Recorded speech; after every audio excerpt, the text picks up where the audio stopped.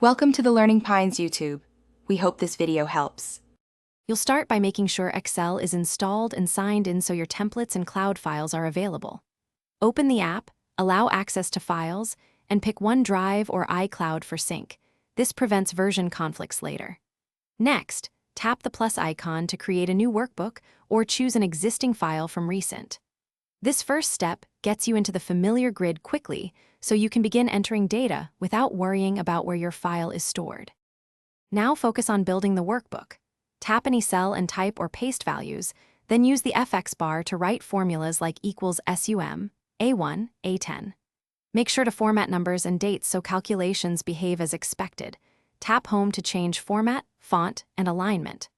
Once data is structured, insert a table or chart from the ribbon to visualize results and apply filters or freeze panes for easier navigation. These steps let you analyze quickly while keeping formulas accurate and readable.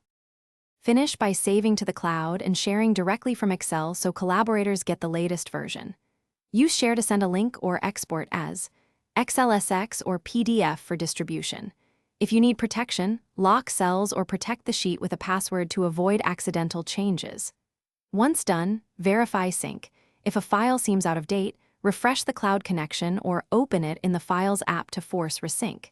If problems persist, sign out and back in to restore access. Thanks for watching. Consider subscribing if we helped you.